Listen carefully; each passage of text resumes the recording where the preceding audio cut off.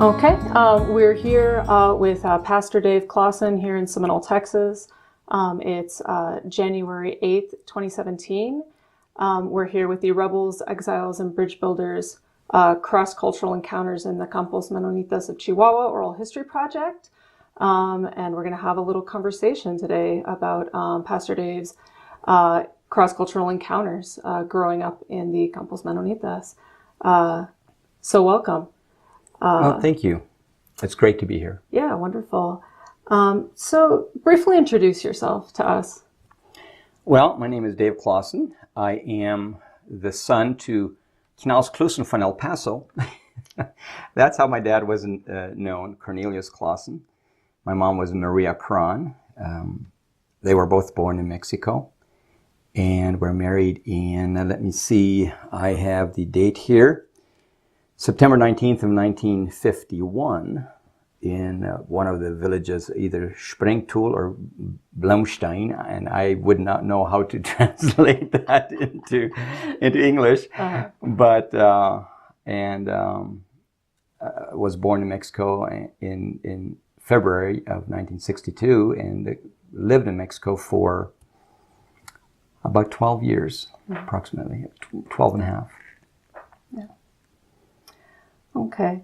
And in that time, in the 1960s and early 1970s, what did daily life look like for you and your family there in the Campos? Okay, let me give you a little bit background on my parents and our family. So we were not the typical Mennonite Campos, or the Campos Menonitas family, because my dad, long before my time, he decided to make his living driving a truck. He bought this 5-ton truck and he would go to the States to buy used farm equipment and haul used farm equipment back to Mexico. That was a very lucrative way of making money, an easy way. Well, for him it was the only way that he knew. He had no land, he had really no money other than buying this truck. And so that in the Campos Menonitas was a big no-no in those days. Driving a vehicle with a motor and rubber tires was forbidden. That was worthy of excommunication. So my dad kind of battled with that on and off. My parents moved to the United States for a number of years, and I'm not quite sure exactly when they moved there and when they moved back to Mexico, but I know that I have two sisters, one born in 1956 and the other in 1958, that were both born in California. So they were there at least for about 3 years. Mm-hmm. And so then moving back to Mexico, living in the United States was also not a very popular thing to do. In Mennonite culture in Mexico, that was seen as living in a very, very worldly land, in a land where it was almost impossible to be a Christian. Mm-hmm. And so my parents, they weren't going with the flow very well. So before I was born, I know that my family lived for a while right on the outskirts of the city of Cuauhtemoc, which was also a big no-no. They were not in a campo or in a village. And what I remember, so when I remember from when I was around 4 years old, we lived not in a campo either, but on a road that was actually within, I don't know, maybe 3-4 kilometers from Cuauhtemoc. Mm-hmm. And so we just lived along this road where somebody was selling 5-acre lots, and my dad eventually bought one. So I remember from around age 4, we lived in this old adobe brick building that was right behind what in Quinta Lupita became the school and church of the General Conference from Canada. Yeah. They sent missionaries out there and started a school and church in what was known as Quinta Lupita, which was not a Mennonite colony or village. Yeah. And that's basically where I lived in the years that I remember. I don't know if I was born already when when my family still lived by the city of Cuauhtemoc, right on the outskirts, among some in a poorer area of the city. So, and so Quinta Lupita, was it primarily kind of Mennonites who were on the outs living in that area, or was it a mixture of Mennonites and Mexicans, or at that time, were there many people living out there at all? It started with just, it was an Abram Peters that actually owned that land and was over time selling it in chunks, like lots. Yeah. My dad bought a 5-acre lot from this Abram Peters, and when we moved from that adobe brick building to what I later heard was the newest, most beautiful house in the area. Oh yeah. My dad had built a cinder block house on that lot, and we moved there when I was 4 years old in 1966. Yeah. And at that time, the school was there already. My uncle Peter Klassen lived across from the school. We lived about a quarter mile, approximately. Yeah.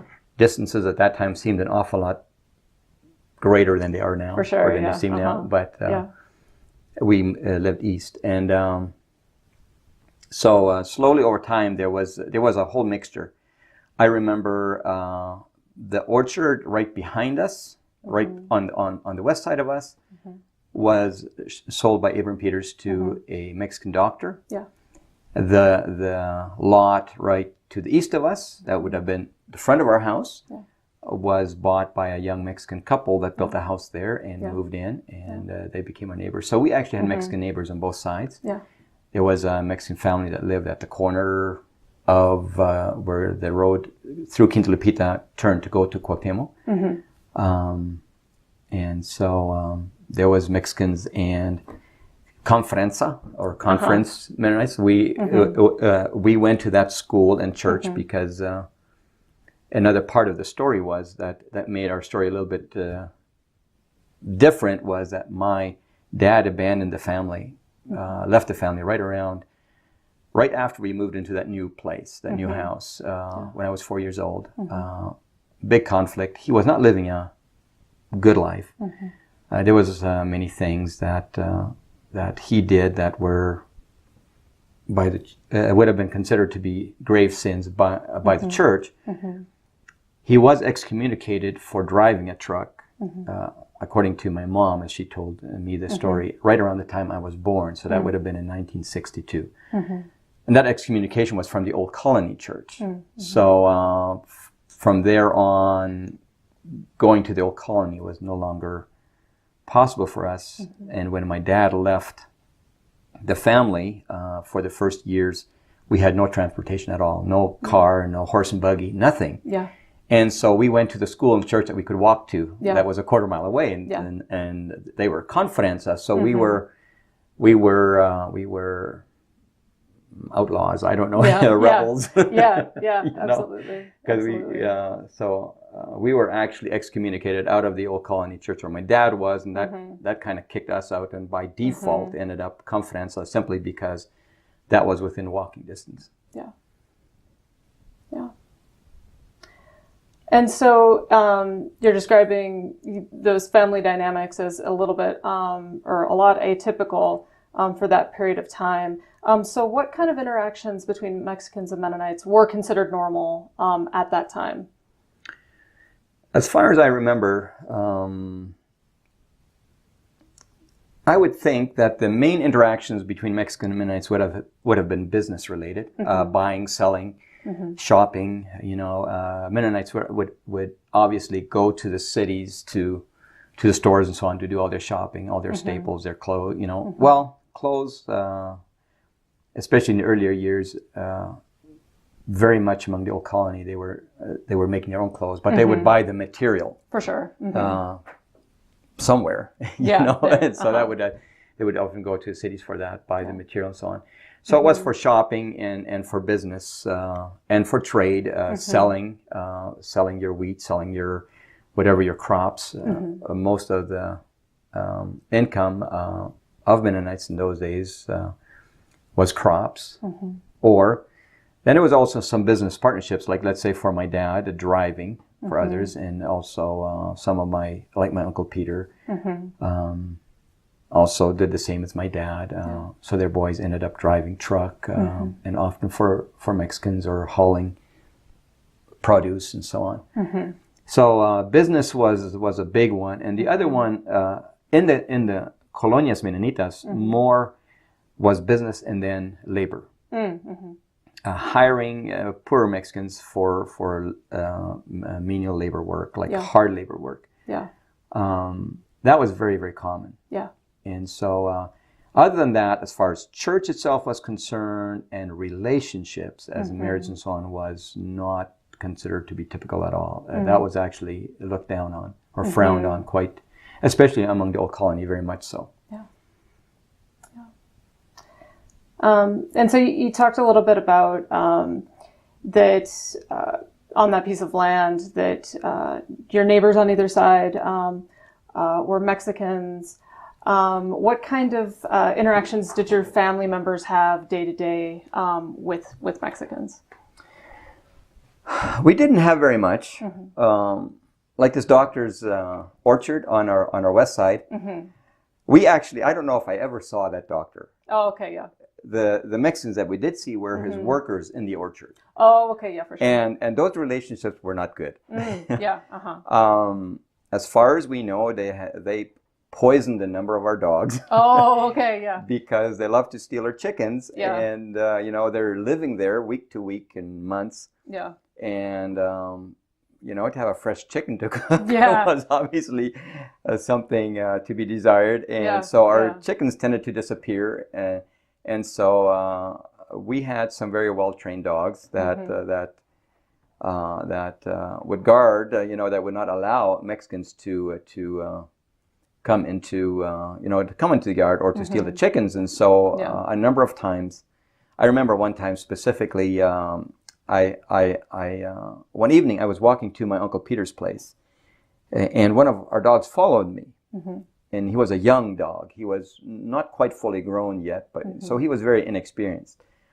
About an hour later, we were walking back, and this dog was with me. And then when we were passing this orchard, this dog all of a sudden ran into the orchard, and something caught his interest. And I was trying to call him back, and inwardly I was afraid.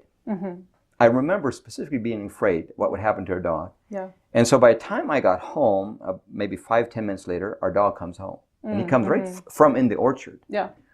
And he comes home, and about an hour later, he started really whimpering and complaining, and eventually couldn't walk anymore. He just lay there. He was dying. And as far as we know, he was poisoned. And we had that experience a number of times. And so that interaction was not good. We had technically no interaction with them, with those workers there. The other side, they were a young couple with a little baby when they moved in, when the house was done. So at first our interaction maybe was kind of funny, because we as boys, when they were building the house, there was these piles of sand and gravel, and we loved to go there playing in the sand. When there was nobody around, of course. We wouldn't dare to go there if there was somebody around. And once the house was framed up, and and we would climb up on the roof and climb all over the place. I just remember one time we were on the roof when a vehicle came onto the front of the house, onto the yard, knowing that somebody was arriving. We were so scared. We jumped off the back, straight off the roof. We just jumped down onto a pile of sand and quickly ran and hid in our behind our we didn't have a vineyard, but we had a row of grapevines, and we quickly hid behind the grapevines. We were afraid. The interactions were largely out of fear and mistrust. Yet this couple, once they moved in, we actually became good friends. We would go there and visit with them, and I remember going there.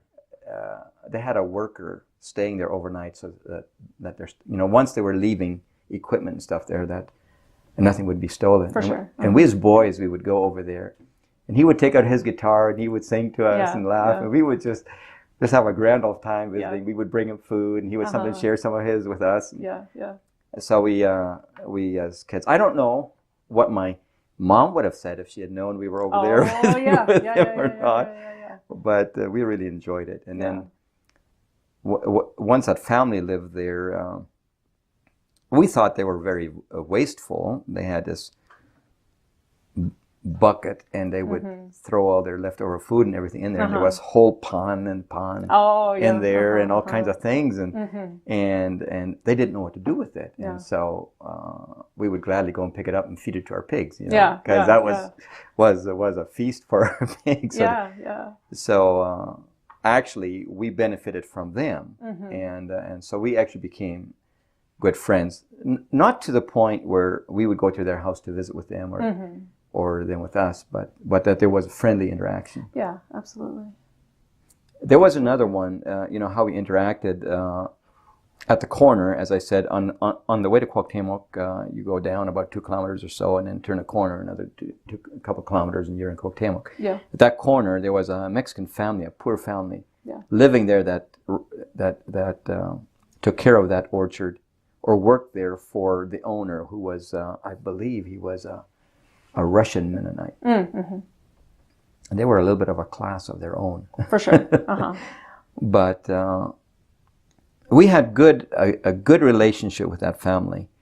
They would buy milk from us when they were short. We would buy milk from them. I remember we had, like, on this 5 acres, part of it was planted in apple trees, and part of it was being cultivated for corn or whatever. And I just remember one time, it was time to plow it up and to seed the corn. And we had no equipment. We had nothing, no tractor, nothing. So my brother Peter went to this corner and hired this Mexican man and his horse and one shear or whatever, plow to come with his horse and plow our field. And it took him all day to go back and forth, back and forth, and the very, very old ancient style of plowing the field. And then he went along with a stick and a sack of corn and planted it, one kernel at a time. Poked a hole, threw in some corn, and he planted it, the whole field for us. I have no idea what my family paid him for that. But for sure. I remember that we had a very, very high respect for that man and his family. He was a very... he had a tremendous character, like a very honest, very dedicated. I mean, you would not see him swearing, cussing, anything. He was, we just had an extremely high respect for him. Another, and so he worked for us on and off, whenever Mom needed some work done that we as kids were too small to do. Yeah, for sure. And then, of course, when we slaughtered, if we had a heifer that Mom decided to slaughter, then we didn't have a gun to shoot it. We didn't.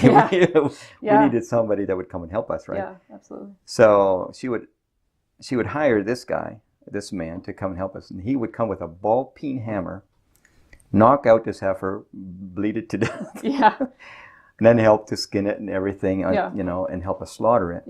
And for that, he could keep the head, which was a prize for him, because they make barbacoa and whatever. All else from that, right? And he could have the whole pants, and there's their menudo and all that. Exactly. And then also the whole hide, and that was worth money, He could tan the hide and actually sell that for. So for him, this was a huge prize. Absolutely. And so it was a mutual benefiting each other. It was a very good relationship for us, and I think for him. And there were some other ones like that, like with another family that was also working for another Mennonite, staying on the property to keep people from stealing and so on, who were also very, very poor, and they would come, and they didn't have running water at all in that house, so they would, for a while, at least for a period of time. And during that time, those guys every day would come with a couple of 5-gallon buckets of water and fill them up at our house and could carry them all the way back. And I'm not sure, it was maybe not that very far, but I always thought that was, me being a young kid, that would just look like hugely impossible. Absolutely. And I remember one time they had a baby, and then they came with a little dog that couldn't even see yet, newborn little puppy. The eyes were still shut, and they wanted to trade it for a quart of milk for their baby. And Mom was just so happy to give them that, and then next day give them another quart. And but that was kind of what I remember of some of our interaction when I was a young kid, like 6, 7, 8 years old. And so you were describing within the larger Old Colony community being on the outs.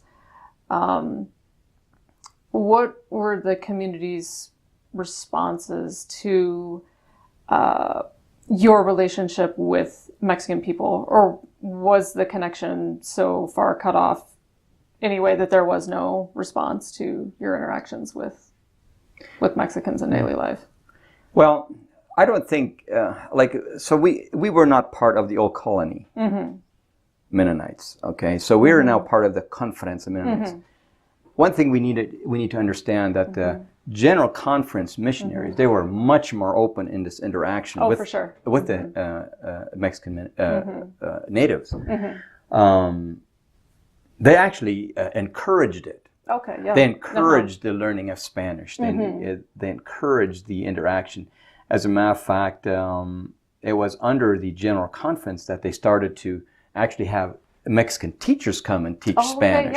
In the conference schools, like Blumenau, which became Blumenau. I'm not sure in what year that church from Quinta Lupita moved to Blumenau, but to this day they have Mexican teachers, to teach different things that they just do well, in teaching, and so on. So they actually encourage the learning of Spanish and the interaction. So in the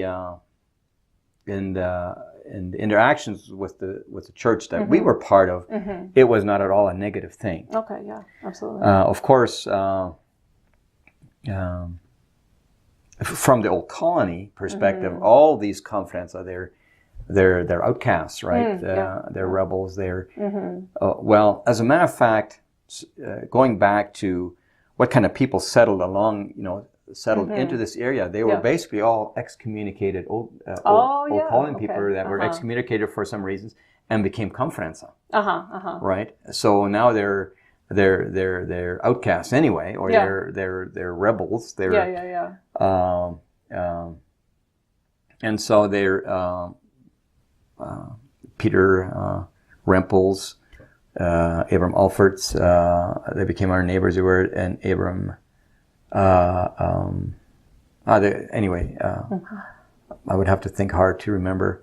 It was a Henry Leckmans, Cornelius Leckmans, and there was Elmer Penners, and so on. They were all conferences, So we're talking about people that are no longer Old Colony. For sure. The moment if you would start going and be interested in the conference, evangelical or evangelistic services and stuff like that, then you were asked to totally quit that, or else be excommunicated. And so those are the kind of people you had to settle along here. And this Abram Peters, who was really Old Colony, was selling these chunks of land to everybody. Oh, that's interesting. Yeah. But he ultimately, I'm not sure if he ever kept any of it for himself in that area, or whether he just eventually, in the end, sold it all. I don't know. But so in that sense, it was normal. It was actually encouraged to an extent. Yeah. Now, the fear part diminished as you got to know them better. Yeah. But one of the attitudes that Mennonites, just in general, had in Mexico of the Mexicans is that they will steal anything to get a chance to steal. So you're always suspicious of them. You're always watching them. You're just constantly, if they're at your house or on your yard, you're just watching everything because you're just always afraid they're going to steal something from you. And so there are stories where that was true. Even talking, I told you I was talking to my oldest sister in Canada a little bit, just to refresh me a little bit about some things. And when my family lived in the outskirts of Cuauhtemoc before my time, or at least before I remember, I might have been a baby at that time. But they had she mentioned an experience that my brother Peter, who passed away in 1992, so before 1992, told me the same story already. Yeah. Back then, told a story. He said one time one of the kids had left some toy outside. Yeah. And it was gone. Yeah. And it shows up on the yard of the neighbors. Oh, yeah. A Mexican family. So Peter walked over to go and get the toy back. Nope, it's always been theirs. You know, it's always been, you know, it was this big argument. Yeah. And he said that person looked him straight in the eye and knew that Peter knew that he knew that they're lying. Yeah. And totally just completely just denied that they'd stolen it. That had always been theirs. Yeah. So Peter finally said the only way to get something back that was stolen is just to go and steal it back. And when they come to go and get it, you just tell them it's always been ours. Right. You know? Yeah. So that was just, to me, I had to laugh about that. But that was, you know, when you lived very close, especially in poorer sections. For sure. That was a lot of what the interaction was. There was a lot of tension sometimes. For sure. Yeah. Knowing of another family, and I won't name the name, but they lived also in a very poor section of Cuauhtemoc for the years that I was still in Mexico. Yeah. That father had also left, so there was this mother, very, very, very poor. And we lived, at least out here yet, on our own property. Yeah. They lived out there, you know, in the poor section of the city, and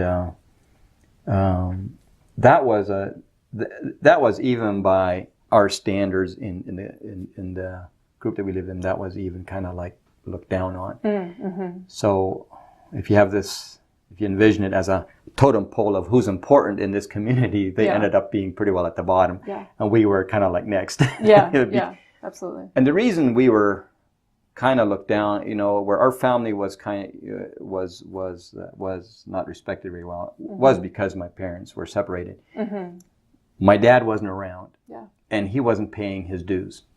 Like he wasn't paying his school fees, and so others that were better off, they had to shoulder extra costs, and so that was frowned on. Yeah. And so that kind of painted us. But anyway, I'll leave that at that. Yeah. And so you've shared some of those first interactions, some of those memorable interactions. Are there any others that stick out in your mind from your family's experiences with Mexicans at that time?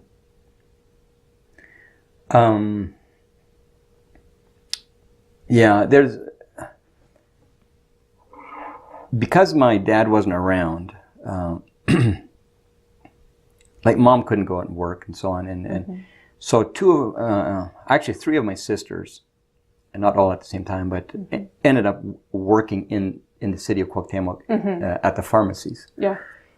So there's a huge interaction here, right? They're working here, interacting with Mexicans all day, every day, and so there was a number of things that happened with that can be seen, you know, just that interaction. One of the things was that there was, you know, and I say this carefully, but it was true. A lot of Mennonites, men, even Old Colony and so on, they would sometimes when they were in the cities, they would go and look for sexual relationships, just for money, whatever, sure. And especially in some section of the city where money was just not available, then there would be there was quite a bit of interaction where men would go and have sexual relationships with women in the city, with Mexican women. Yeah.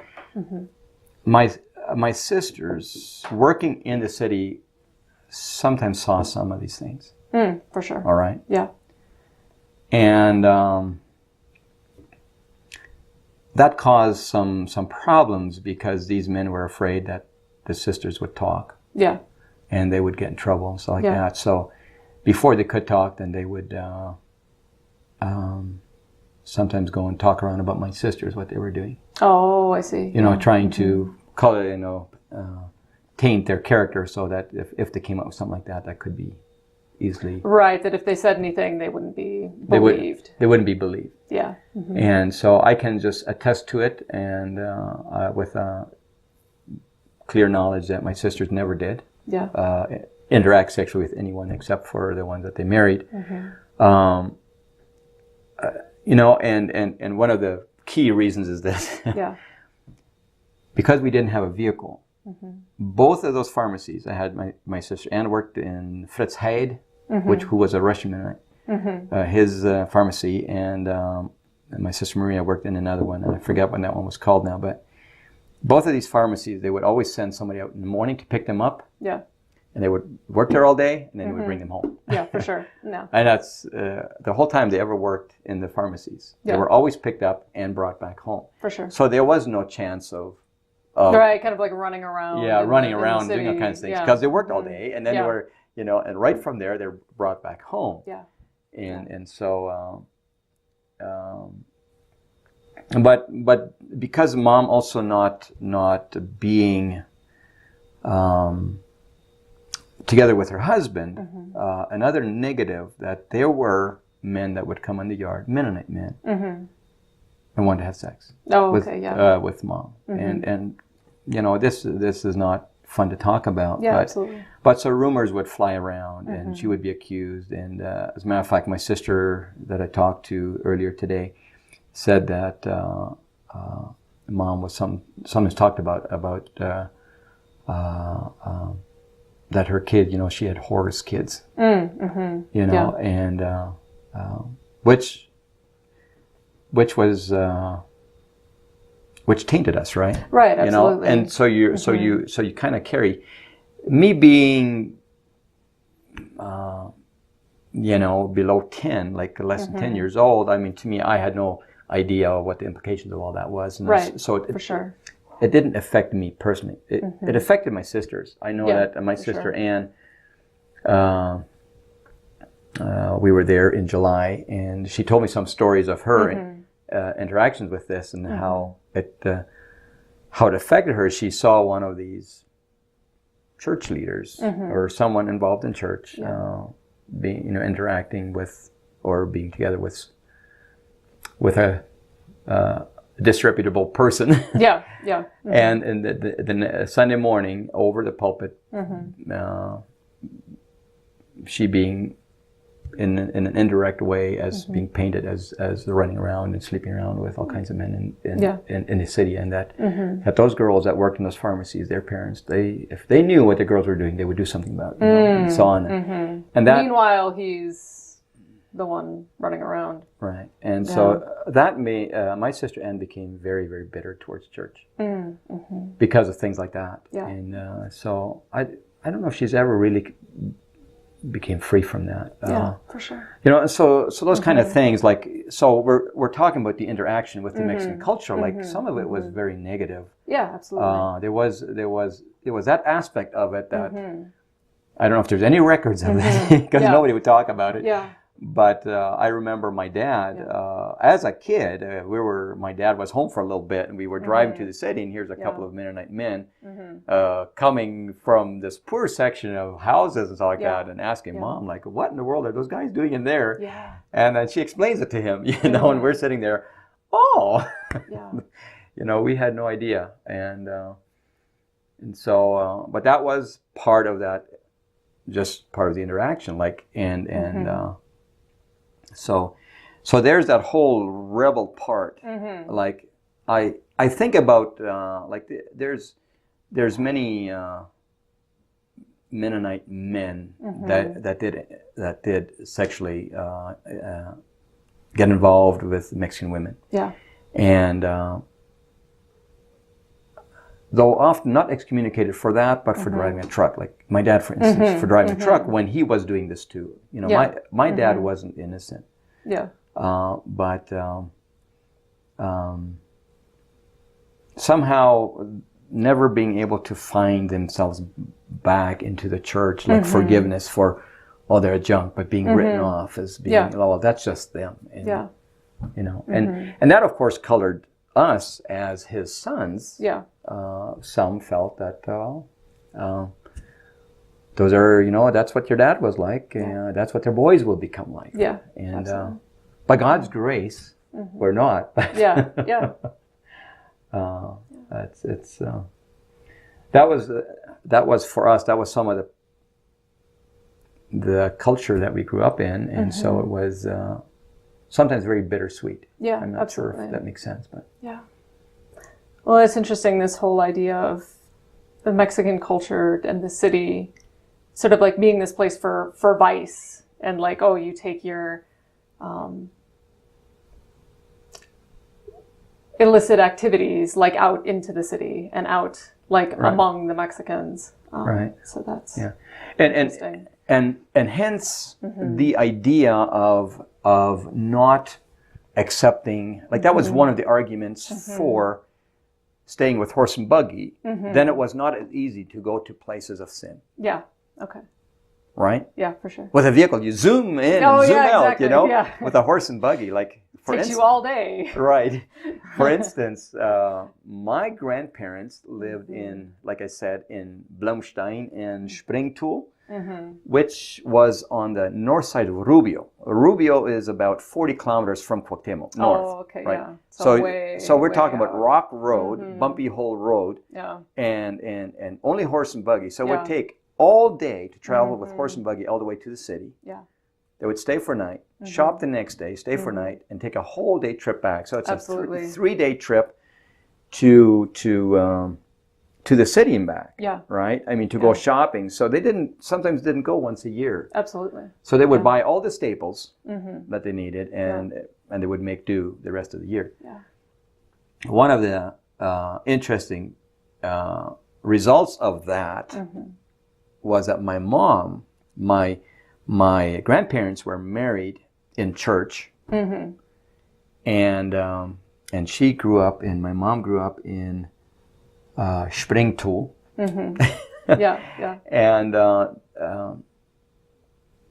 so she was born before my grandparents were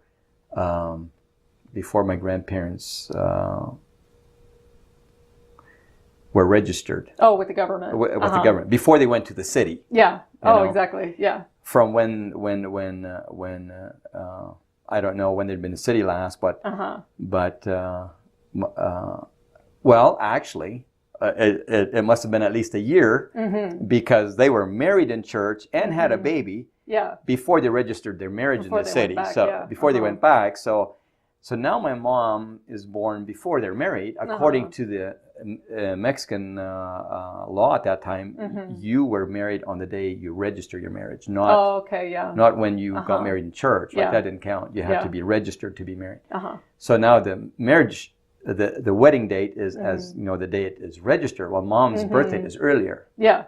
Years later, we're going to move to Canada, and the problem is. That, mom's parents were Canadians. Yeah. They were born Canadians. They were kids in the 20s when the Mennonites moved to Mexico. Yeah. Right? So they're born Canadians. Yeah. She is automatically a Canadian. Yeah. Except the problem was she's born out of wedlock, so therefore that didn't qualify. Oh, she's disqualified. Interesting. Yeah. So it took 4 years of battling that Canadian system, bringing up the church records, going back and forth. And to where they finally accepted my oldest sister's testimony of all things, who lived in El Paso at the time. The Canadian immigration from Canada called her in El Paso and asked her, "Is this true?" Yes.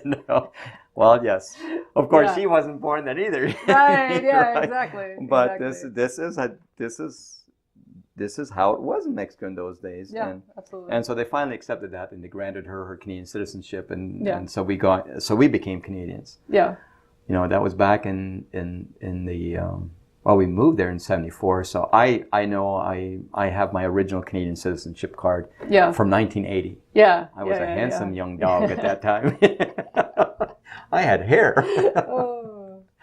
But yeah, just the long, complicated process of establishing the citizenship. That was very complicated because, I mean, there was really no documents that, you know. As a matter of fact, I don't know if the churches kept record of the marriages. Yeah. Maybe they did. I'm not aware of that, but so that was another interesting challenge. Yeah, absolutely.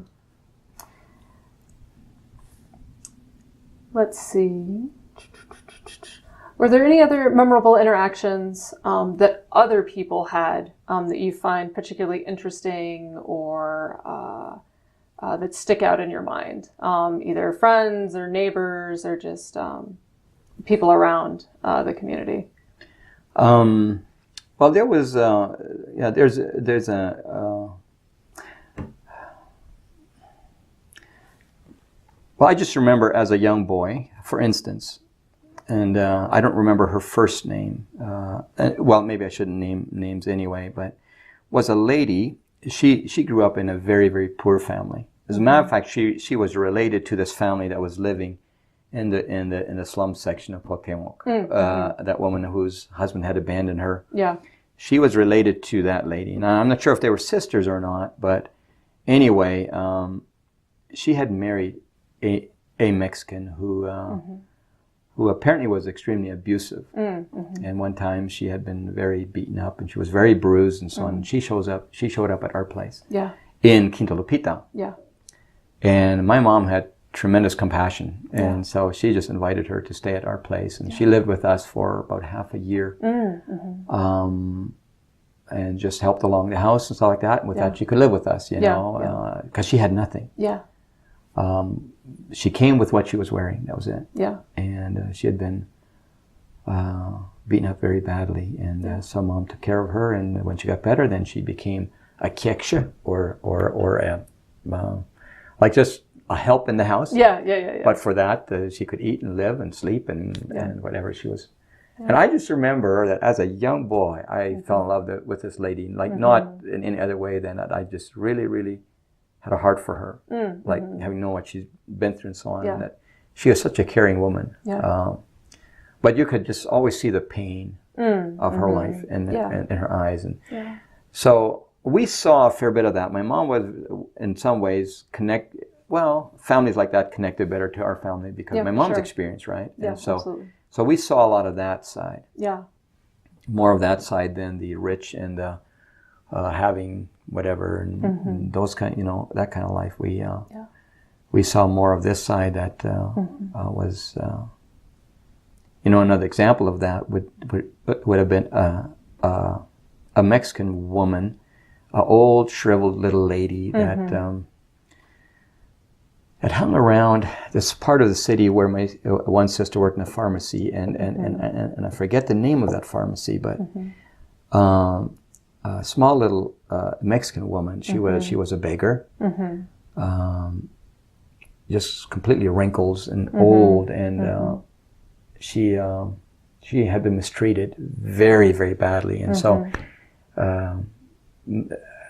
We had very little interaction with her, but the Mexicans so on, they would throw rocks at her and call her bruja and or witch, and she was horribly mistreated. And I just remember one day my mom caught a ride to go to the city, and I was sick. I was not feeling well, and so she had taken me along. She was going to do some shopping. Yeah, we would always hitchhike, Yeah, and. Two of us boys would have to stand at the road and watch for a vehicle coming. When a vehicle would come, and then one guy would quickly run and tell Mom, "There's somebody coming," and the other guy would try to, stop him and see if they were going to the city, if Mom could have a ride, and then that's how she would go shopping for a number of years. Yeah. Anyway, and so I was quite sick at that time, and so she took me along and took me to the pharmacy, and that was our doctor, right? Yeah, for sure. We didn't have money to go to the doctor. We go to the pharmacy, and the pharmacist would look at you a little bit and then. Give you some medication, and so I wasn't feeling well. So my mom would do the shopping, and then she would, and then we would wait in the pharmacy. There was a waiting bench. We would sit there and wait with whatever she had shopped, and wait for them to give my sister Maria a ride home. Oh, and go back with them. And then we would go back with them. We would catch a ride home with them. And if we couldn't do that, or if that wasn't the right time of the day or whatever, then she would have to somehow save 6 pesos to pay for a taxi to go home. Yeah. But anyway, so feeling sick, I went and sat in front of the pharmacy, and just to sit in the sun, like it just helped me feel a bit better. Yeah. And here comes this, and I have no idea what her name was, but that they called Bruja. She's coming down the sidewalk, and she stops and she picks up 2 good-sized rocks, in her hands, And I'm sitting there on the edge of the sidewalk, and she's coming along, and she's coming right behind me. And when I saw her coming, I was so extremely tempted to just get up and quickly go inside, because I was afraid, I was scared to death of this woman, because I didn't know what she was going to. And then when she picks up those rocks, I thought, wow, what you going to do with that? I'm in such deep trouble. But I am not going to go inside. I'm not going to show her that rejection, I couldn't do it. But I was scared, just extremely scared. And I just sat there and just stared forward. And she comes right behind me. And all of a sudden, this one rock lands on the street. And then I think, she missed. And then the other one lands on the street. Okay, she only had the 2. And I look around, and she's standing right behind me here. And she's just throwing away the rocks. She's not throwing them at me. And she smiles down at me, and she says, Buen dia, no? Así es, I said back. That's all I knew how to say, And at that changed my heart completely for that woman. I saw a human being that actually cares, that actually sees beauty or, enjoys a beautiful day. And it normalized those interactions. Just that was, to me, that's a very, very memorable, however brief that interaction was. But for sure. From then on, I always saw her different. I would not run from her. I was not afraid of her. I would always greet her and stuff like that.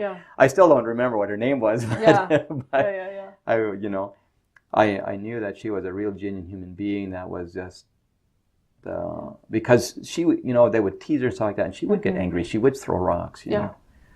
So that was one that I remember that to me was an amazing turn and changing my heart towards those downtrodden.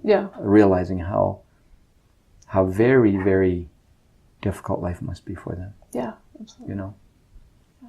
And that among the Mexicans there was those, and you saw that all the time. I mean, another one that that for me is very memorable is another beggar, Mexican beggar. We always called him Ola Lupe. His name was Lupe. That's all I know. But he was very old. So Old Lupe is what we called him. And he always carried this old button. What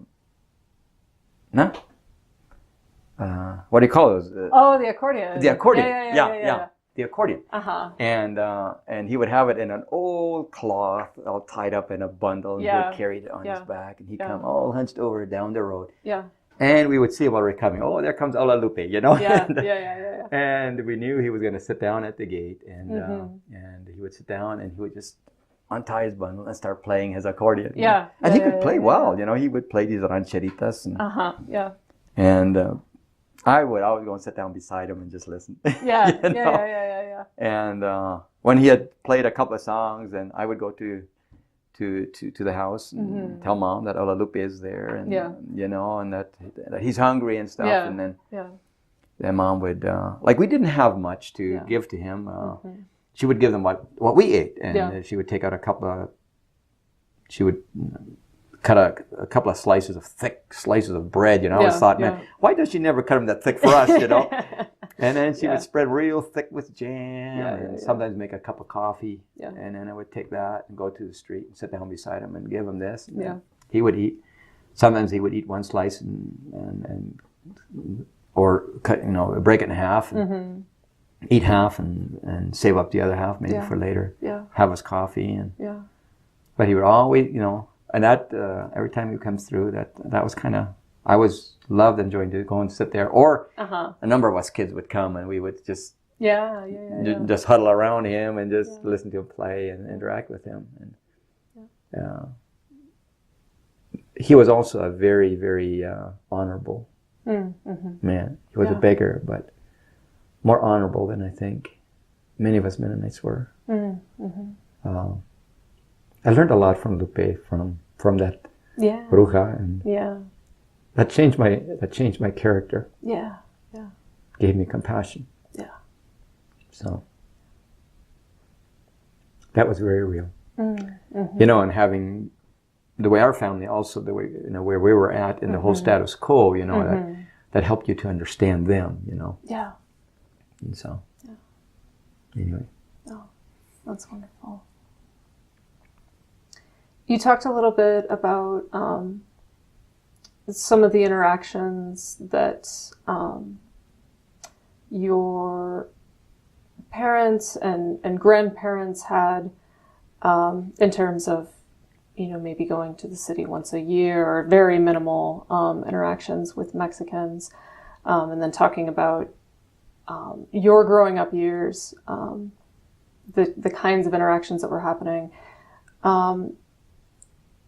Now, having left Mexico, living in Canada, and then going back to Mexico to visit sometimes, or having a lot of interactions with Mennonites from Mexico here in Seminole, what are the ways that you've seen those interactions between Mexicans and Mennonites change in your lifetime? Well, I actually still go to Mexico every once in a while. I enjoy the food. Wonderful food. But there's been quite a dramatic change. Now, I don't know about those that are still very purely old colony. Okay, but among the Mennonites that I interact with would be the conference Mennonites and so on, and some of the old colony and so on. But I know among those who were part of the Conferencia then and so on, nowadays they have children that are married to Mexicans. So intermarriage has become more common. Yeah. I don't know if it's extremely common, but it is more common. Yeah. That's one of the changes. The education of many of the Mennonites, they have gone to further education to Mexican schools, universities. Yeah. Have become doctors, teachers. I know of one young man. He was a teacher at in a Mexican university. You know, so he had his education, and he was actually a teacher in a Mexican university. That was quite amazing to me. You know? And that was there in Chihuahua at the university. And so there's a lot more interaction socially, and even religiously. Like the conference Mennonites, they were more for evangelism, also to the Mennonite, or I mean to the Mexicans. So I know I have a cousin that's married to they're Mennonites, but they pastor a Mexican church.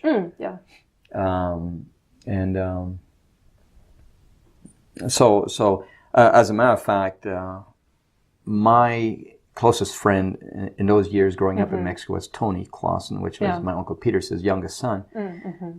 He died back about 8 years ago. And so I went to, they asked if I would actually do the German message in that funeral. And so I did a German message, and the other message, Low German, and then the other message was in Spanish. So they had Spanish, German. So these conference churches, they often, I know Blumenau, they very regularly already have two messages. They always have one in Spanish, because they have more and more Spanish, a Spanish-speaking population within the congregation, or married into the families, you know. And so that's a huge change. Back among the old colonials, and that would never even have been considered possible, or even maybe even right. I don't know. As a matter of fact, in the old colony system back then, it was more just the men that were actually learned some Spanish, because they had to, you know, for the trade and the selling and so on. Very few women would learn any Spanish or have any interaction with Mexicans. And nowadays that is already very open. That whole interaction is women are learning Spanish just like the guys in schools and everything. Spanish is, as a matter of fact, even I had Spanish learning in school already in Mexico. But then I was from the Evangelical Conference Church, not the old colony. Right, yeah. And from grade 3 on, we had to take Spanish. Yeah. So I have about 4 years of Spanish. So I know enough so I can just buy something, get along, ask for directions. For sure. But so those are some of the bigger changes. I think that there's probably still some of those Mennonite groups that are still not interacting with the Mexicans, or very minimal interaction with the with Mennonites. Maybe further from the cities, further away, and staying more in the villages or the Mennonite colonies where they will not. There's colonies they will not allow any other culture to move into the colony. So sometimes not even a different religion. Like let's say a evangelical conference would not necessarily be welcomed in a very strictly old colony village. Right. Yeah. So, but from your perspective, it's kind of like less and less of that, kind of pure isolationism, kind of over time. Yeah. Right. Yeah. And it's less. There's Mennonites. The other thing is that the more and more Mennonites are speaking better Spanish than German. It happens everywhere. Like in Canada and U.S., you run into Mennonites that don't know any German at all because they've been here for 150 years and lost the language. Within a few generations, you start losing the language, and that's exactly what's happening in Mexico as well. There's quite a few that are losing the language simply. These kids have the parents were born in Mexico. But spoke mostly German. But learned Spanish. The kids were born in Mexico. They already spoke more and more the Spanish. They're not doing Spanish well. I mean German well. Now their kids, which would be now my kids. Like my kids don't speak German well. They speak mostly just English, right? And it's the same with that same generation in Mexico now speak almost no German. They speak. Unless they're still going to church and to the German school, and learning German. But I have cousins that, especially there's also Mennonites moving into the Mexican culture, like away from the Mennonites, right? And so it doesn't take long, and they've lost the German. Absolutely. The next generation doesn't know German. So that's another major change is that eventually you'll have Mexican Mennonites that have no idea of the German. And so this is kind of an interesting point in time because you have the full spectrum of, communities, everything Low German to kind of all the way to the other side of the spectrum where almost everything in Spanish. And so, that interesting point of time where you have kind of a little bit of everything. It's interesting where you can kind of see. Have a little bit of a window into each area, right? Exactly, the whole transition. That whole spectrum. And there will always be those Mennonites that will cling to their German, right, in Mexico, and there are those here. But in general, you eventually over time, and it's a number of generations. You get. I don't know, you transition into that culture more and more so you don't, you lose the language, you lose a lot of the culture. Absolutely. Where now as a Mennonite, when I travel and I see Mennonites in a store, I can generally recognize, I'm pretty sure that's a Mennonite.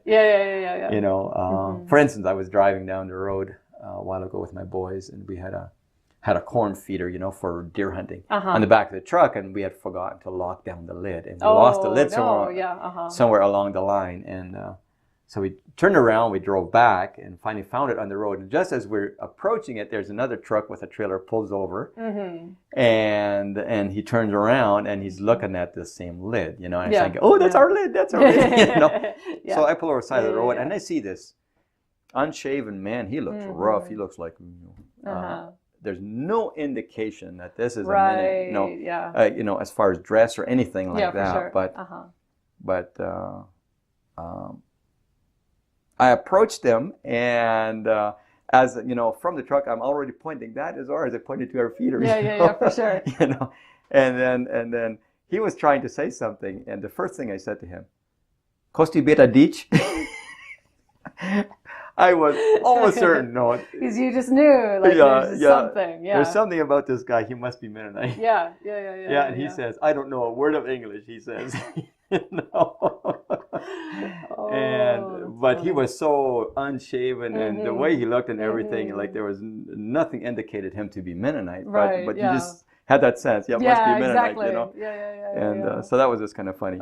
He was just so very, very relieved that I spoke to him in German, because I think he was struggling for what to say, and he wouldn't say anything. Yeah, just that little panic of like, oh no, to talk to somebody in English. Yeah, but that is the you know. So when and he will learn some English. Yeah. And when his, you know, if he stays here and he has kids going to school, they will learn English. Yeah. And their kids will speak almost just English already. Yeah, for sure. And it takes about 3 generations to lose it. Yeah, that's what they say typically. Yeah. I mean, unless you very specifically work at keeping the language on. Right. But that's what I see in among the Mennonites. There is one other thing that I see among the Mennonites, which is not an interaction with the Mexicans so much, but with Americans or Canadians, because they have that connection as well. I see more and more of the youth, the school, you know, the conference of schools in Mexico. I believe they're all already teaching English. Yeah. I was very shocked when I went to Mexico back years ago. I had been away for 23 years, and I went to Mexico, and I heard a number of these youth in a Mennonite church talking completely in English to each other. Just among themselves. Yeah. And they were just speaking English. I thought, you know, back in my days, that would have been unheard of. Yeah, absolutely. Except for those teachers that came from Canada. Their kids, they spoke English, right? But the rest of us, we didn't know any. Yeah. And so that's another thing that you see among the Mennonites. That's not sure exactly why that's becoming big in Mexico, but they're speaking. Which is English as they're speaking more and more English. Yeah. Let's see. What are your hopes, I guess, for cross-cultural interactions between Mexicans and Mennonites in the future? This giant question. That is a giant question. Like, where would you like this to go? I don't live there, so I'm not sure if I have any particular hopes. If I lived there, I know that one of the things that is worked towards is there's always that desire to incorporate or pass on the faith, like not necessarily the culture, but the faith, you know, the evangelical faith, Christian faith. I was involved in what's called a men's encounter in Mexico back in, what month was that? Was it November? And we went to Mexico, and there was a couple of Mexicans in that encounter, but there was only a couple. Yeah. But they were talking about that the desire was to eventually do one. This one was done in German. Yeah. All right. So that's why probably very few Mexicans. Right. Exactly. But the desire is, the plan is by those who are leading the men's encounter in Mexico. See, that was the very first one. That was in German. Yeah. I'm involved in another one in 2.5 weeks from now, which is in Durango. Yeah. Which is also in German. Yeah. But their plan is to eventually plan some in Spanish. Now, everything will have to be translated into Spanish. They will have to come up with find the Spanish songs and everything that they will use and so on. But that they... so one of the hopes is that that ministry will, like, it will not just be... be a business interaction, even friendship, but also faith. Yeah. And I think in faith already it is. To me, that would be one of the big hopes, right? I'm not sure if I don't know if somehow you always want to keep some of your culture, right? For sure. Your own culture. Yeah. You wouldn't want the Mexicans to keep some of their own culture. Yeah. But so I'm not sure if a complete cultural assimilation, is that the right word? But in all, to have a complete open interaction, faith-wise, even from our different cultures, to be able to be intimate friends, and where there's none of this fear and well, maybe the bigger thing is the judgmental attitudes. That come often out of ignorance, right? Of not knowing. The early settlers in Mexico, like not knowing the Mexican culture. I mean, so you're usually afraid of the unknown, right? And so a lot of that is gone, I believe. Mennonites and Hispanics, or Mexicans, they're interacting like on an equal basis, on an equality basis, I should say, much more. And that would be great if that would continue and increase. I mean, there will always be the rich are looking down on the poor and those kind of things, right? Even among the Mexicans at that time, there were also Mexicans that really looked down on Mennonites, considered them to be inferior. My sister reminded me of that when I called her earlier. She said that.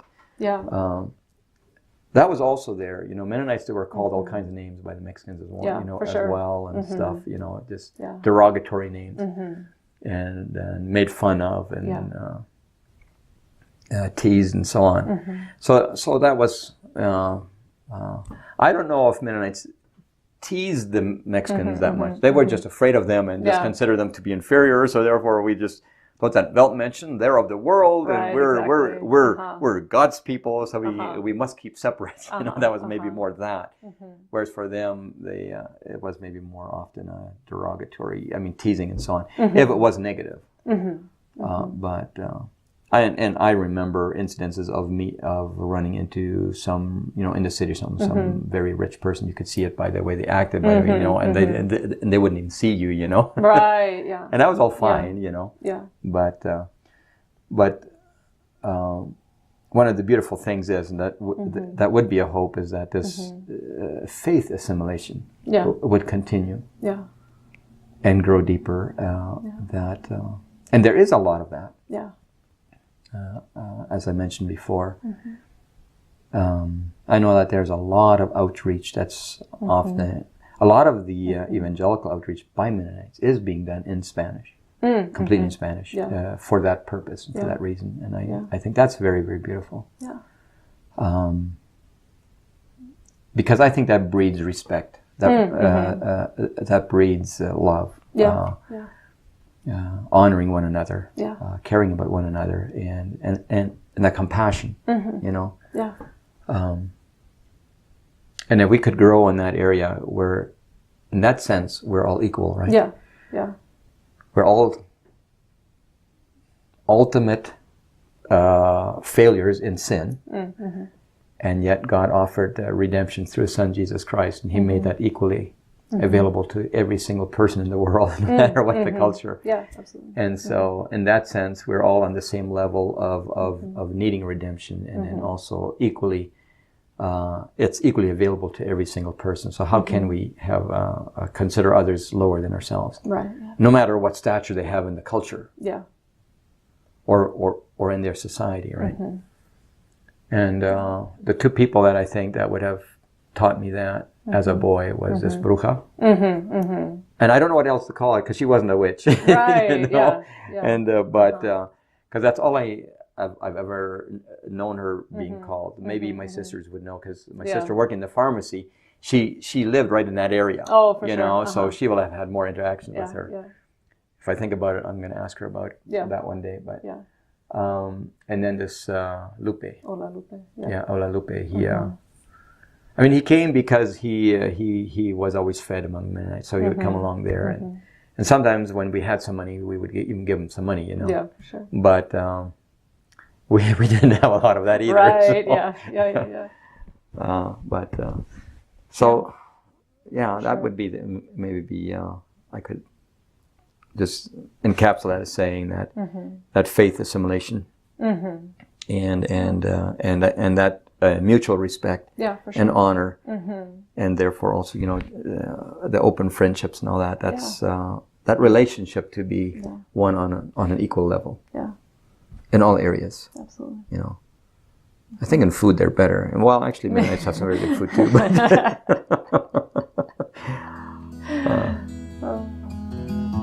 all right. Well, thank you very much for having this conversation today. And we'll leave it there. Well, thank you, Abby, for this opportunity. It's been a lot of fun discussing this with you. All the best with your studies. Yeah, thank you very much.